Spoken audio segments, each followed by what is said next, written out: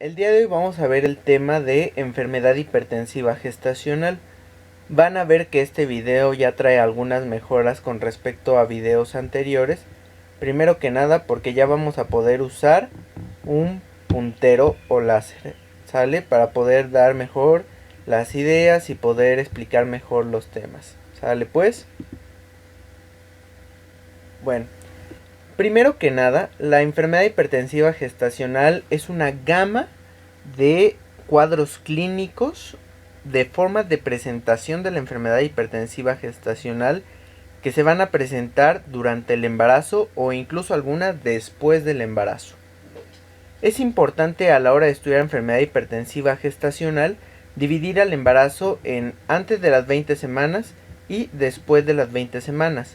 Vamos a ver que antes de las 20 semanas vamos a poder hacer el diagnóstico de hipertensión crónica con algunas excepciones que veremos más adelante.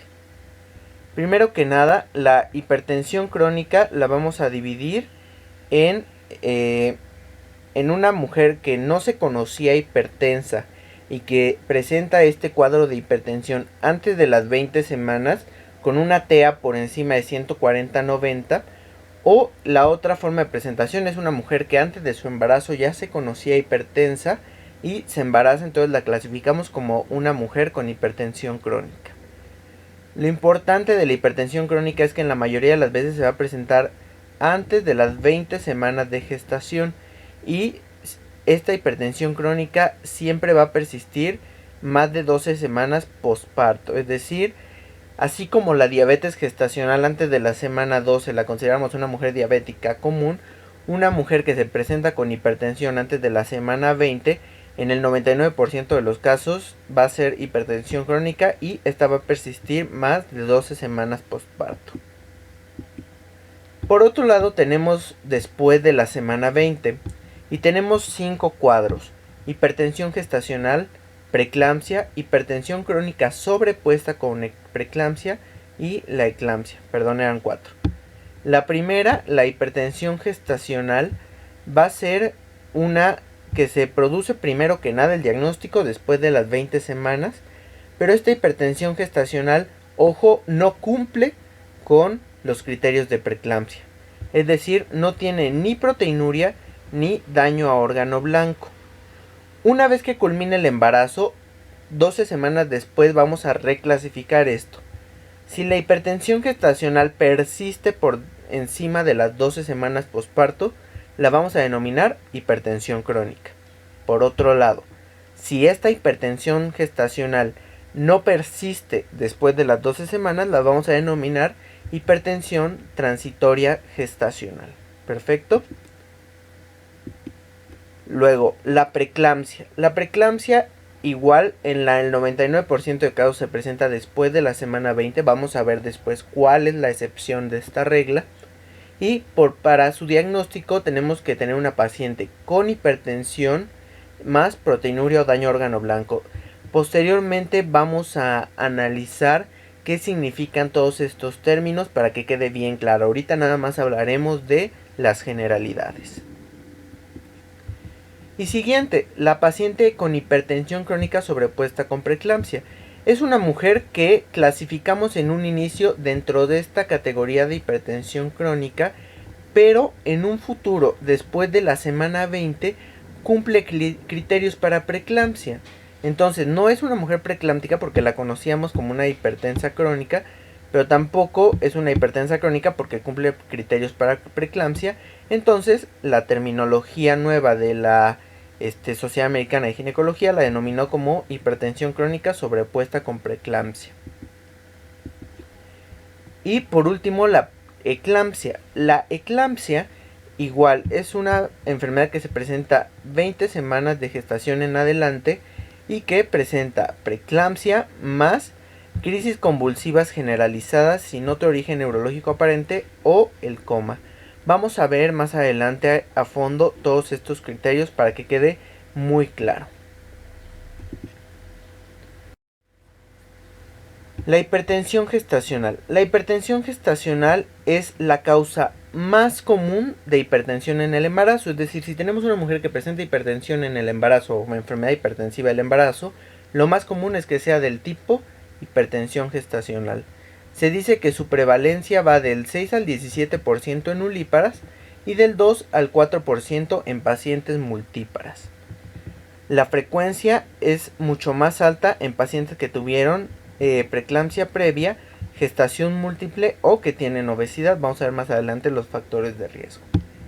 El diagnóstico lo hacemos, como habíamos dicho, en una paciente antes de las 20 semanas de gestación que tiene dos mediciones con una sistólica mayor de 140 y una presión arterial diastólica mayor de 90, al menos en 2 ocasiones con 4 horas de diferencia. Esto es importante porque no con hacer una medición de una paciente que viene corriendo en el tráfico y que llega al servicio de ginecología y le medimos la TEA y tiene 150-90, no va a cumplir el criterio. Pero si nosotros tenemos 2 ocasiones con 4 horas de diferencia arriba de 140-90, tenemos diagnóstico de hipertensión gestacional. Y denominamos hipertensión gestacional grave cuando es por encima de 160 y por arriba de 110 la diastólica en 2 ocasiones con 4 horas de diferencia.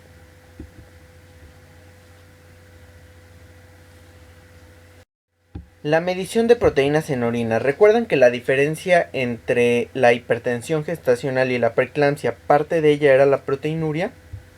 Pues ojo, siempre debe medirse la proteína en orina cuando se detecta una TA elevada en una paciente embarazada.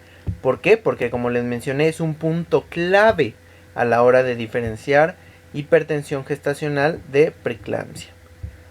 También es cierto que tenemos, a la hora de hacer un examen general de orina, dos partes: el examen macroscópico y el microscópico.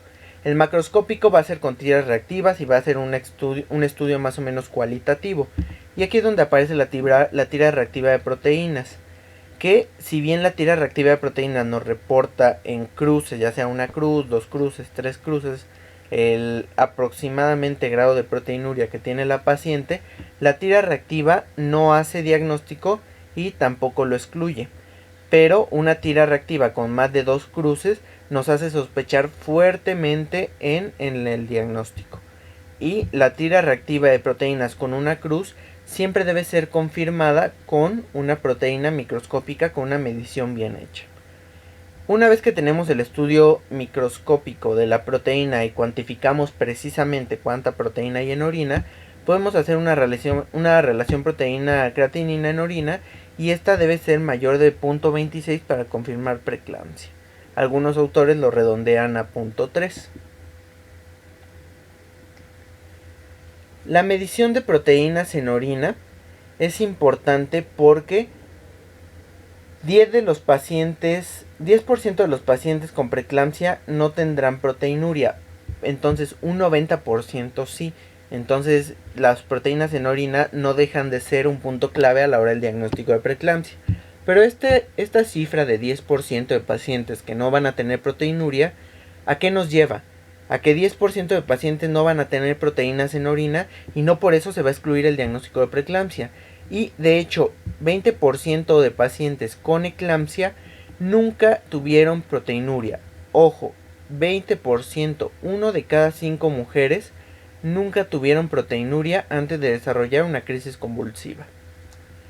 Esta cifra de 10% en preeclámpticas y 20% en eclámpticas justifica que la preeclampsia y la eclampsia pueden no ser diagnosticadas, pueden ser diagnosticadas aunque la paciente no tenga proteinuria.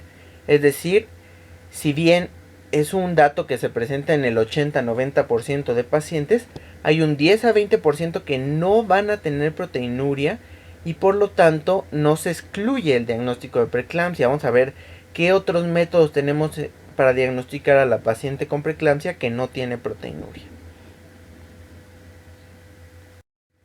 Regresando un poco al tema de la hipertensión gestacional y la preeclampsia, ¿realmente son la misma enfermedad? Ha surgido parte de la duda en este estudio que fue publicado en el Journal Canadiense de Ginecología y Obstetricia, porque algunos autores dicen es que la preeclampsia es la continuación de la hipertensión gestacional o es una forma grave de presentación de la hipertensión gestacional.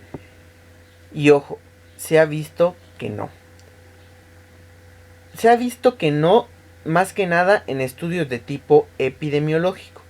Por ejemplo, a la hora de estudiar predictores para saber si la hipertensión gestacional va a evolucionar a preeclampsia, se ha utilizado el ácido úrico como un marcador para saber qué pacientes con hipertensión gestacional van a evolucionar a preeclampsia. Y se ha visto que el ácido úrico es el mejor marcador con una sensibilidad de 87.7 y una especificidad de 93%.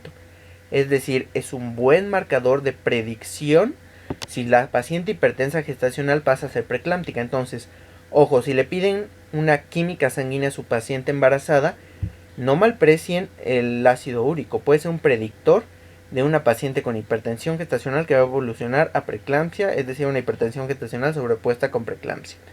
Otros marcadores, por ejemplo, la edad gestacional, la presión sistólica de 24 horas elevada, una medición de la por ultrasonografía de la velocidad de la arteria uterina y esta tasa que es la de FLT sobre PIG-F, que ha tomado un valor muy importante como agente específico de predicción, pero su sensibilidad sigue siendo un poco baja y vamos a ver que esta misteriosa relación va a surgir intrínsecamente de la fisiopatología.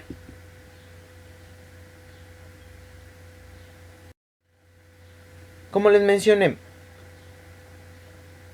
son lo mismo, son diferentes. Si bien los estudios epidemiológicos vamos a ver que han encontrado diferentes factores de riesgo de diferentes condiciones para ambas enfermedades, tanto para hipertensión gestacional como para preeclampsia, y han encontrado cifras bastante diferentes. Vean, por ejemplo, una paciente diabética, enfermedad renal, enfermedad cardíaca, tiene un odds ratio de 2.4 para preeclampsia, pero tiene mayor riesgo para hipertensión gestacional. Es decir, para las dos son factores de riesgo, pero para hipertensión gestacional con mayor medida. Por otro lado, ser primípara es mayor riesgo para ser preeclámptica. Fumar es mayor riesgo para ser hipertensa gestacional. Y un embarazo gemelar es un mayor riesgo para preeclampsia, como lo habíamos visto.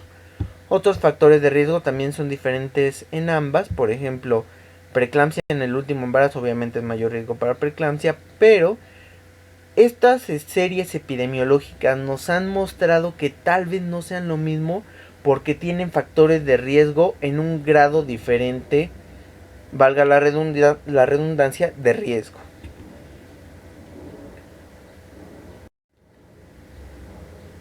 ¿Qué tanto hay de recurrencia en un segundo embarazo después de tener un primer embarazo con hipertensión o preeclampsia?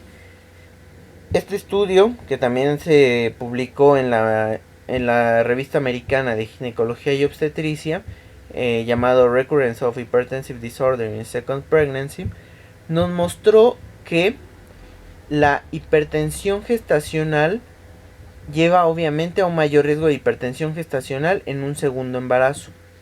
Y para preeclampsia también hay riesgo, pero menor. E igual la preeclampsia, a diferencia del estudio que les enseñé previamente, se menciona que la preeclampsia y la eclampsia llevan también a un mayor riesgo de hipertensión gestacional, pero también llevan a un riesgo de preeclampsia mucho más alto que el de hipertensión gestacional con preeclampsia. Por otro lado, una paciente con hipertensión crónica va a tener un 34.5% de tener un segundo embarazo con hipertensión gestacional y un 3% de preeclampsia. Está tranquilo. Y el riesgo de preeclampsia sobrepuesta va a ser 29% con hipertensión gestacional para un segundo embarazo y de 11.8% para preeclampsia. Ok, esto es importante y de hecho vemos que lo que más recurre es la preeclampsia sobrepuesta con la hipertensión crónica sobrepuesta con preeclampsia. Es el tipo de hipertensión durante el embarazo que recurre más en un segundo embarazo.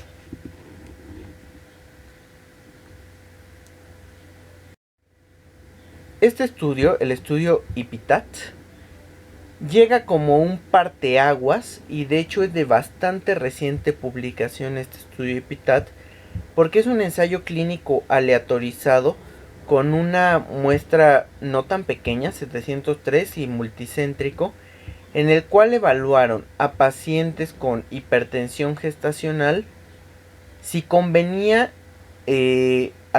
terminar el embarazo entre las 34 y las 37 semanas o continuar en observación en una conducta expectante hasta las 37 semanas.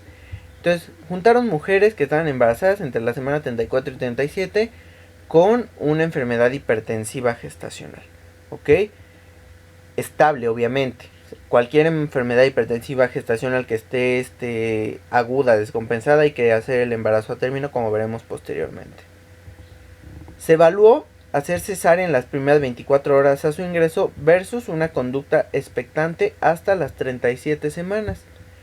Y si bien se observó que habían desenlaces adversos en el 1.1% del grupo de cesárea versus 3.1% en el grupo expectante, es decir, había un 2% de mayor riesgo en el grupo que se esperaba a las 37 semanas para la madre.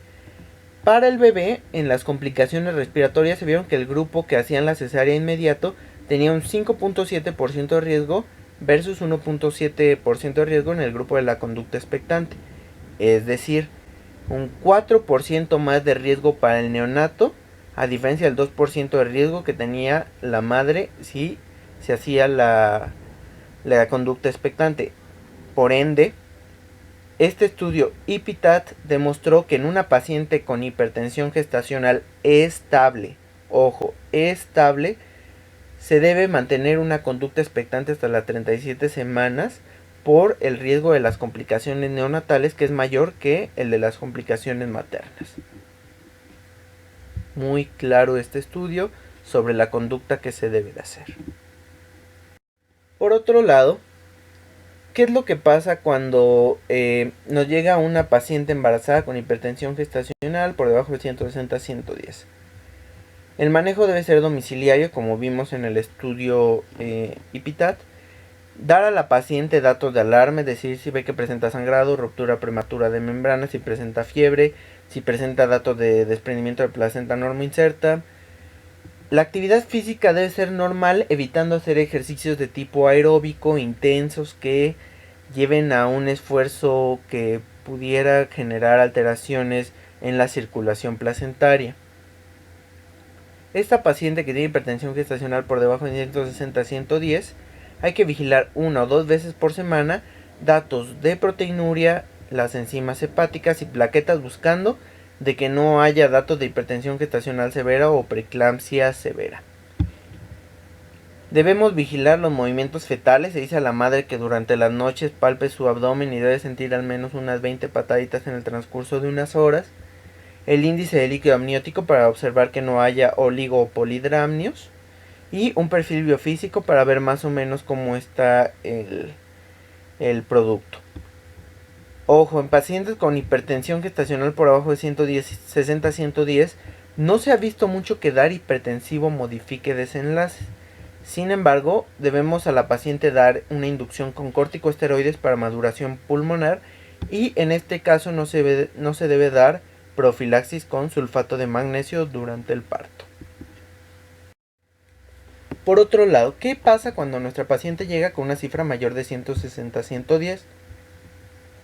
El manejo debe ser intrahospitalario. La paciente se debe quedar hospitalizada sí o sí. Se debe dar tratamiento antihipertensivo. Vamos a ver más adelante qué tratamiento vamos a dar para prevenir secuelas como eventos cerebrovasculares, enfermedad coronaria, una crisis hipertensiva descontrolada. Y nuestra meta con ella debe ser obtener una TA por abajo de 160-110. Y si ya se observó daño a órgano blanco por una crisis hipertensiva, menos de 140-90. La tasa de complicaciones de pacientes con hipertensión gestacional severa, es decir, que si está por arriba de 160-110, es similar a la de la mujer preeclámptica. Entonces no podemos menospreciar porque decimos, bueno, es que no es preeclámptica y solamente tiene hipertensión gestacional. Ojo, se mueren igual la paciente con hipertensión gestacional severa con cifras por encima de estos valores que la paciente preeclámptica. Y se sugiere terminar el embarazo si son más de 34 semanas de gestación. Si es menos de 34 semanas, estabilizamos, damos tocolíticos e iniciamos inducción con betametasona o con dexametasona para inducir maduración pulmonar. ¿Por qué? Porque tenemos que terminar ese embarazo por riesgo materno y riesgo fetal. Y en estas pacientes sí debemos dar sulfato de magnesio periparto para prevenir convulsiones. Vámonos ahora a la preeclampsia. La preeclampsia, que es la más sonada de los cuadros de enfermedad hipertensiva gestacional. Entonces, tenemos dos escenarios. Primero, la mujer que llega con hipertensión por arriba de 140-90 y que en 2 ocasiones se reporta esta cifra en al menos 4 horas. O aquella que llega con cifras por encima de 160-110, que debemos medirle la TA a los 5 minutos para ver si sale la cifra igual. Si sale cifra igual, tenemos que manejarla como una paciente en riesgo. ¿Ok? Entonces, en cualquiera de los dos escenarios, primero tenemos que ubicar si nuestra paciente tiene o no tiene proteinuria. Si sí tiene, vamos a ver estos criterios, y si no tiene, estos. Primero, si nuestra paciente tiene proteinuria, debemos de ver que esta proteinuria sea mayor de 0.3 gramos en una recolección de 24 horas de orina. Aunque vimos que podemos hacer una relación proteína-creatinina y si es mayor de 0.26 o de 0.3, también podemos hacer el diagnóstico sin tener que esperar 24 horas. Por otro lado, si la paciente no tiene proteinuria, que como vimos 10% de casos no presentan proteinuria, tenemos que buscar estos datos apresuradamente. Que no tenga trombocitopenia por debajo de 100.000, que no tenga una creatinina mayor de 1.1 miligramos o una duplicación de una creatinina basal que hubiéramos tenido, que las enzimas hepáticas estén elevadas al menos 2 veces, que tenga edema cerebral o síntomas neurológicos o visuales. Si tiene hipertensión más cualquiera de estos, podemos hacer diagnóstico de preeclampsia también sin la necesidad de proteinuria. Y aquí es donde entra la parte importante. No es necesario que tenga proteinuria para hacer el diagnóstico. Puede tener hipertensión, ya sea en este cuadro o en este cuadro, más cualquiera de estos, y ya nuestra paciente entra dentro del criterio de preeclampsia. La preeclampsia afecta a casi todo el mundo, y de los lugares donde no se tienen datos, seguramente es porque no hay un control adecuado de epidemiología sobre esta enfermedad hipertensiva gestacional. Vemos que países como México, Estados Unidos, Alaska, Brasil, Argentina, Chile, Australia, India, parte de Europa, son países que sus cifras reportan tanto preeclampsia como eclampsia. De hecho, la prevalencia mundial de preeclampsia en pacientes embarazadas es de 4.6%. Es decir, una de cada 200 pacientes van a presentar preeclampsia o eclampsia. ¿Ok? Entonces, eso es alarmante.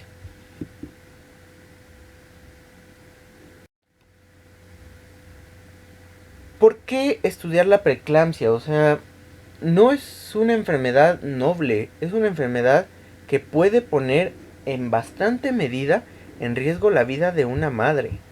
Vean, de causa de mortalidad obstétrica, el primer lugar es embolismo, el segundo es hemorragia y por debajo de ellos está la enfermedad hipertensiva gestacional. Es decir, es una enfermedad que sí mata, que no la podemos dejar a la ligera, y de hecho ocupa 15.7% de muertes maternas. Es una cifra bastante importante. ¿Qué factores de riesgos hay para ser preeclámptica? Primero, como ya habíamos visto, tener un embarazo primigesta, ¿no? Que haya una historia familiar de preeclampsia, diabetes pregestacional, una TEA mayor de 130-80 en la primera visita con el ginecólogo, un síndrome antifosfolípido, un IMC mayor de 26.1, enfermedad renal Kadoki 3, 4 y 5. De hecho, se ha visto que pacientes que tienen enfermedad renal avanzada hasta en un 40-60% harán preeclampsia durante su embarazo por el origen fisiopatológico del riñón en la hipertensión, como conocemos de todos los libros. Y la edad materna avanzada como factor de riesgo también es importante. Ahora llegamos a la parte interesante de este tema, porque vamos a estudiar por qué se produce, que hay muchísimas teorías y muy interesantes, y de hecho parte de esta presentación de lo importante que hay que analizar es por qué se produce. Algo bien sabido es que se produce por un desarrollo anormal de la placenta, pero también se han asociado factores inmunológicos, una sensibilidad aumentada a angiotensina, factores genéticos, una dieta rica en calcio, disfunción endotelial sistémica que va a llevar este desarrollo de la normalidad de la placenta, un desarrollo normal de la placenta, y que todo esto va a llevar a una inflamación. Y las infecciones también se han asociado con un poco de menor causalidad a la preeclampsia. Primero, una invasión anormal a la placenta. A la hora de que lleguen los vasos a la placenta en una paciente normal, las células citotrofoblásticas van a migrar a través de la decidua y parte del miometrio a invadir el endotelio y la túnica media de arterias espirales maternas. Gracias a esto, las arterias placentarias van a pasar de ser vasos de resistencia a vasos de baja resistencia. Eso es en la normalidad. Y esto se produce a finales del primer trimestre y termina aproximadamente antes de la semana 20. ¿Se acuerdan de esta cifra de semana 20? Todo tiene que ver con fisiopatología. Entonces, el puro hecho de que todo esto ocurra antes de la semana 20 podrá hacernos un poco la diferencia entre la hipertensión gestacional y la preeclampsia. En la preeclampsia, ¿qué ocurre? Las mismas células citotrofoblásticas de las que hablábamos no logran migrar a través del miometrio. Entonces las arterias espirales no se vuelven vasos de capacitancia y terminan siendo vasos de gran resistencia al flujo. Por esta razón, la placenta queda hipoperfundida y esto va a llevar a respuestas sistémicas que posiblemente expliquen el origen de la preeclampsia. Entonces, durante un embarazo normal, la diferenciación trofoblástica depende de un cambio en la expresión de moléculas de adhesión en nivel de membrana de las células que están migrando, de las que les platiqué, las citotrofoblásticas. Va a tener que haber un cambio de fenotipo epitelial, es decir, de integrina A6B1 y caderina E, a un fenotipo vascular, es decir, integrina A1B1 y caderina BE. Este proceso denominado pseudovasculogénesis, es decir, células epiteliales que cambian su fenotipo a fenotipo vascular por una molécula que se llama semaforina 3B, que al parecer está mutada en mujeres preeclámpticas. Como todo va teniendo un hilo y ahora se le echa la culpa a la semaforina 3B. Después de como todo lo que pasó, vimos que la placenta queda hipoperfundida, hipóxica e isquémica. Eso es un efecto de lo que se produjo, ¿no? Pero también al parecer algún cambio que se produjo antes de todo esto que explicamos puede llevar a que se responda de manera normal con la semaforina 3B que habíamos visto. ¿Por qué? Porque modelos animales han demostrado que reducción en el flujo sanguíneo lleva a preeclampsia. Y enfermedades médicas que llevan a insuficiencia placentaria también son factores de riesgo para preeclampsia. Y modificaciones que llevan a obstrucción de flujo como mola hidatiforme o hidrops fetalis llevan a preeclampsia. No es raro ver una mujer con mola hidatiforme que presenta hipertensión, posiblemente por una preeclampsia aguda, por así decirlo, que se desarrolló durante el embarazo molar. Y que la preeclampsia es más común en mujeres que viven en latitudes altas, posiblemente por un efecto de hipoperfusión. Ahora, la hipoperfusión va a llevar a anormalidades, es decir, va a llevar a una diferenciación anormal en las arterias espirales, como veíamos, va a llevar a aterosis, a necrosis de tipo fibrinoide y a microinfartos placentarios. Todos estos microinfartos placentarios van a llevar a varias zonas de necrosis que posiblemente desaten una respuesta sistémica que sea el origen de la preeclampsia. Ahora, factores inmunológicos. También a la inmunología se le ha echado la culpa. ¿Por qué? Porque en estudios epidemiológicos se ha visto que la exposición a antígenos paternos o fetales es de tipo protector. De hecho, hay un estudio que demuestra que la nuliparidad y tener hijos de diferentes padres, así como el uso de métodos de barrera, son factores de riesgo por la exposición primaria a un antígeno anormal. Entonces, algunos estudios, tal vez algunos se rían o lo tomen como broma, pero no es en serio, que tener hijos de diferentes padres o usar condón es un factor de riesgo para preeclampsia. ¿Por qué? Porque no hay una exposición a antígenos paternos.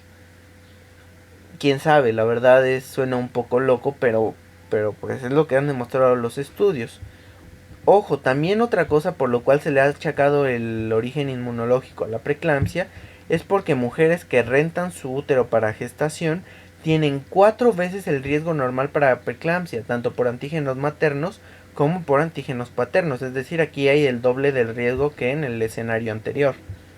También, al parecer, las células de tipo NK tienen mayor actividad contra células del trofoblasto cuando se comparó hace unos 20-30 años contra antígenos como que diga contra complejos de histocompatibilidad como HLA-C2 y como antígenos como KIR-AA, aunque en el 2005 fue desmentido esto por una revisión sistemática que mencionó que no había relación de causalidad y que las células NK al parecer no tienen que ver con el desarrollo de preeclampsia.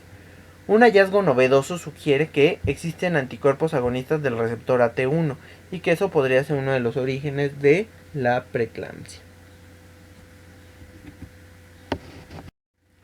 A la genética obviamente tampoco se salva.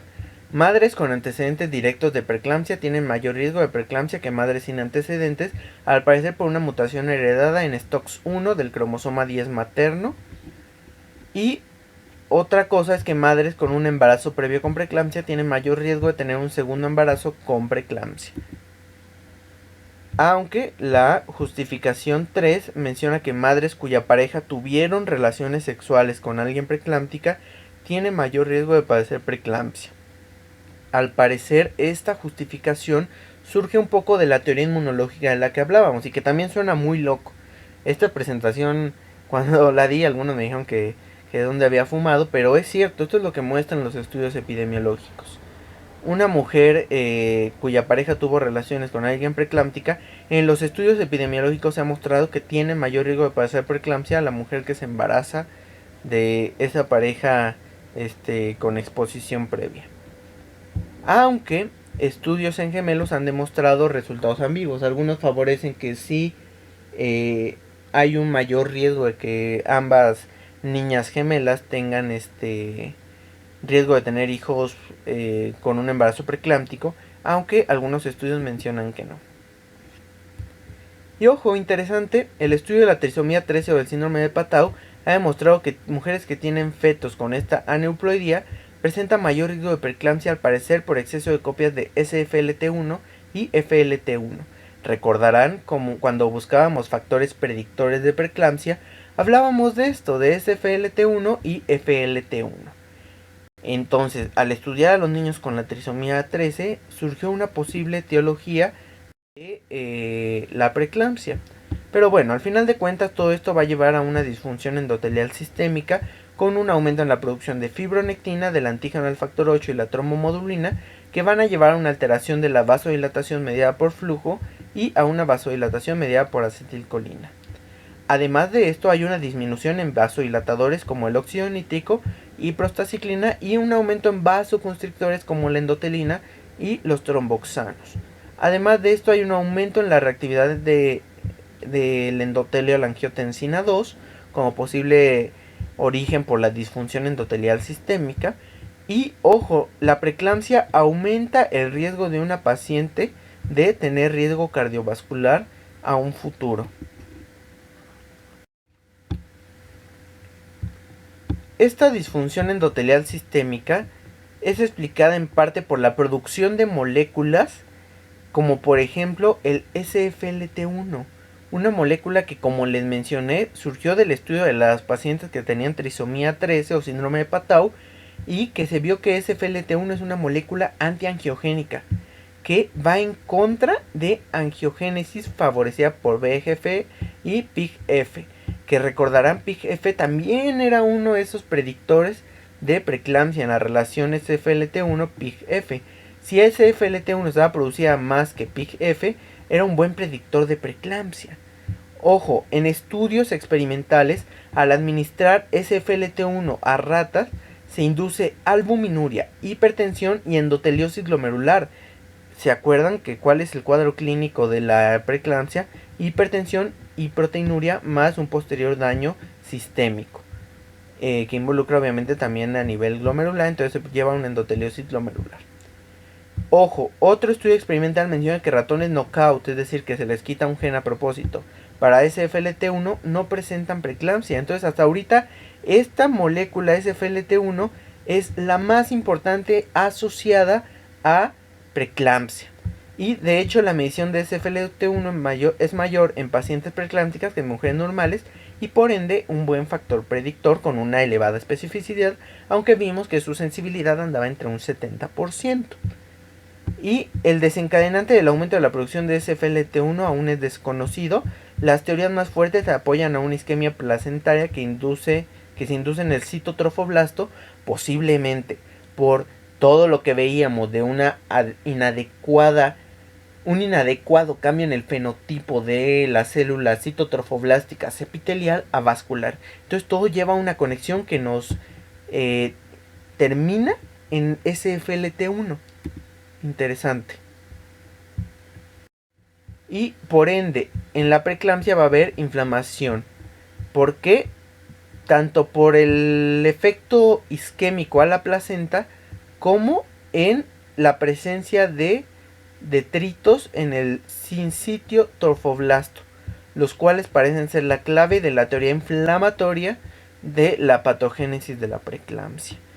Estos detritos del sincitio trofoblasto van a ser DNA de tipo placentario que está elevado en la circulación sanguínea en preeclampsia.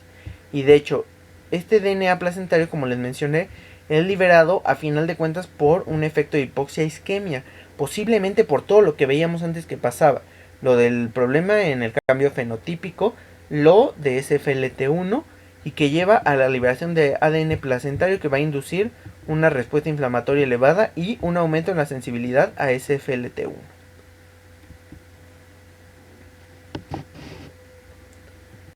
Dejando un poco atrás ya la fisiopatología, vamos a la preeclampsia grave o severa, la cual es definida como una hipertensión por encima de 160-110 en una mujer previamente diagnosticada o que cumple criterios para preeclampsia, acompañado de cefalea intensa o persistente, síntomas visuales como escotoma, fotofobia, visión borrosa o amaurosis fugax, dolor epigástrico como daño al parénquima hepático en el denominado signo de Chaucier, náusea y vómito, disnea y dolor precordial, alteración del estado mental, y laboratorios como la demostración de una anemia hemolítica microangiopática, es decir, la presencia de datos de hemólisis más esquistocitos, que son el dato patognomónico del daño microangiopático. La trombocitopenia por debajo de 100.000, creatinina mayor de 1.1 y la elevación de enzimas hepáticas por encima del doble del normal.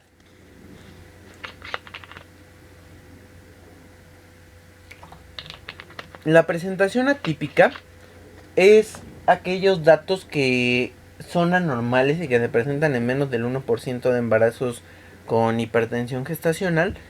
Y por ejemplo, cuando se presenta un cuadro de preeclampsia antes de la semana 20 de gestación, o no de preeclampsia, de hipertensión severa, debemos asociar que la paciente tenga un embarazo molar. Tenemos que descartarlo prioritariamente por la causalidad que veíamos de embarazo molar con hipertensión. Además, tenemos que descartar que la paciente no tenga nefritis lúpica, púrpura trombocitopénica trombótica, síndrome urémico hemolítico, síndrome antifosfolípidos e hígado graso del embarazo. Una vez que descartamos todo esto, si la paciente no tuvo nada de esto, ni un embarazo molar antes de la semana 20, podemos clasificarla como una mujer preeclámptica. Es una presentación atípica, pero puede llegar a pasar y desconcertar al médico de primer contacto, sobre todo que no tenga mucha experiencia en este tipo de escenarios. Ahora, ¿qué es lo que pasa si nos llega una paciente con proteinuria en rango de preeclampsia pero sin hipertensión? Actualmente no hay ningún estudio que avale que podamos hacer diagnóstico de preeclampsia sin hipertensión. Tenemos que sospechar que otra sea la causa de la proteinuria, y si no encontramos la causa, lo dejamos con una proteinuria atípica. Y aquella que se presenta en inicio posparto, es decir, que terminó su embarazo y que 6 semanas siguientes a este episodio presenta hipertensión. La clasificamos como una presentación atípica de preeclampsia de inicio posparto. Antihipertensivos. Tenemos 4 principales antihipertensivos o grupos de antihipertensivos que podemos usar. El primero de ellos, la alfa-metildopa, cuya seguridad está bien comprobada y de hecho es de los que más se utilizan, aunque su eficacia es dudosa a dosis bajas y debemos de dar dosis más altas para alcanzar las metas, pero a dosis altas esta metildopa tiene efecto sedante. Su inicio de acción además es lento, de 3 a 6 horas, entonces en una crisis no es un fármaco muy útil. Por otro lado, los beta bloqueadores. Estos beta bloqueadores no causaron malformaciones en primer trimestre en un estudio que se realizó, y se vio que su inicio de acción era más rápido que el alfa-metildopa. El abetalol, que es uno de los fármacos que no se comercializan en México pero que se puede importar, es de lo que se ha mostrado mayor superioridad que otros beta bloqueadores por propiedades alfa y beta adrenérgicas. Otros beta bloqueadores que no son la betalol, de hecho han mostrado efectos adversos indeseables por efectos de hipoperfusión placentaria. Así que si vamos a utilizar un beta bloqueador, asegúrense que sea la betalol, otro está contraindicado. Nifedipino, perteneciente al grupo de los calcio antagonistas, a dosis de 30 a 90 miligramos, ha llegado a ser bastante útil e incluso a 120 miligramos al día como antihipertensivo, y su efecto es bastante rápido, comparable con beta bloqueador. Otros calcioantagonistas como amlodipino, nicardipino, no se ha comprobado que puedan ser igual de eficaces que nifedipino, aunque pues por el puro efecto o mecanismo de acción posiblemente sean útiles cuando se demuestre en algún estudio. Por lo tanto, mientras ocurre algún estudio que demuestre su utilidad, seguimos usando nifedipino. Hidralacina. Hidralacina es un buen medicamento para una crisis hipertensiva aguda. De hecho, la hidralacina solamente se puede administrar por vía intravenosa, y de hecho es de los primeros fármacos que se utilizan junto con nifedipino para una crisis hipertensiva. ¿Cómo debemos manejar durante el parto a la paciente embarazada con preeclampsia? Primero debemos hacer un buen manejo de fluidos, tener una vigilancia estrecha que el flujo vaya a 80 mililitros por hora, es una dosis más o menos adecuada, aunque hay que individualizar a cada paciente, y solo se utilizarán diuréticos de asa cuando exista edema pulmonar.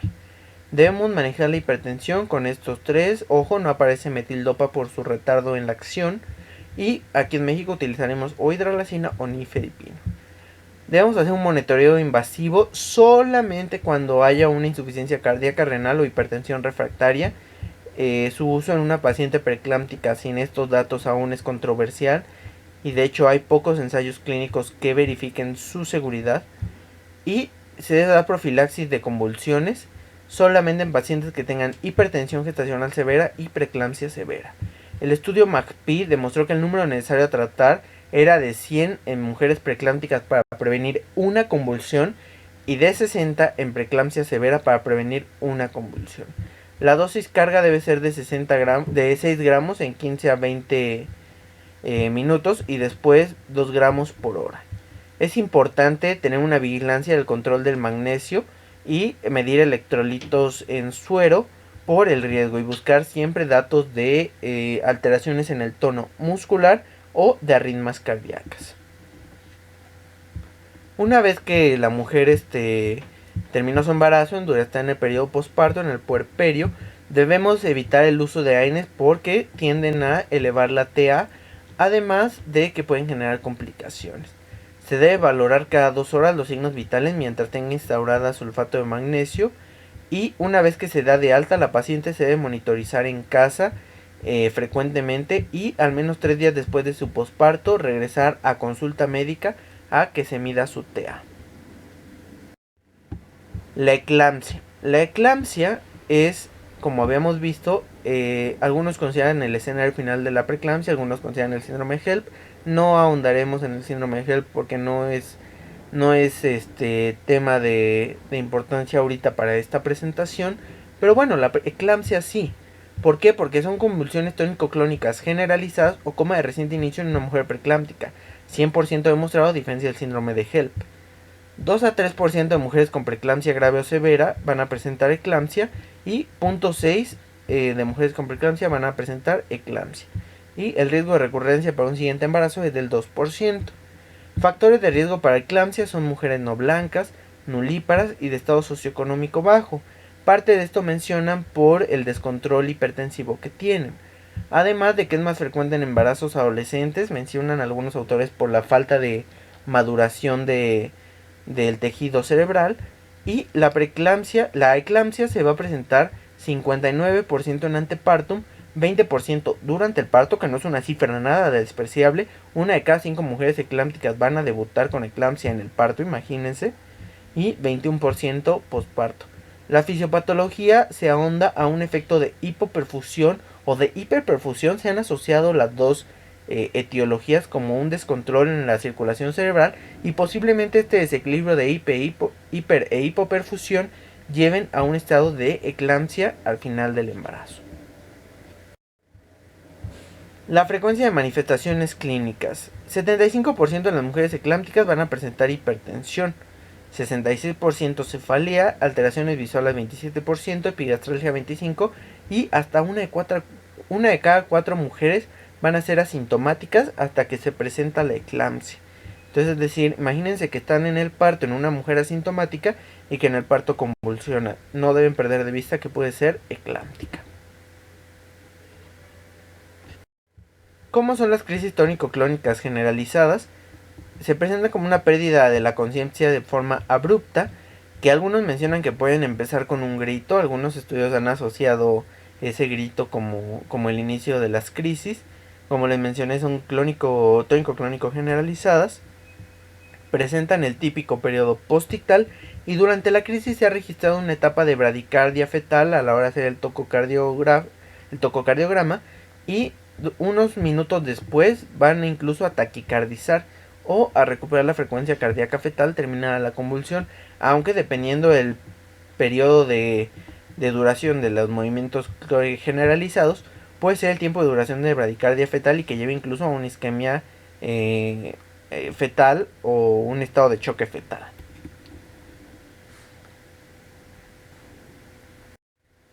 ¿Qué objetivos tenemos en el abordaje de la eclampsia? Primero, prevenir hipoxia materna y trauma. Segundo, tratar hipertensión grave si está presente.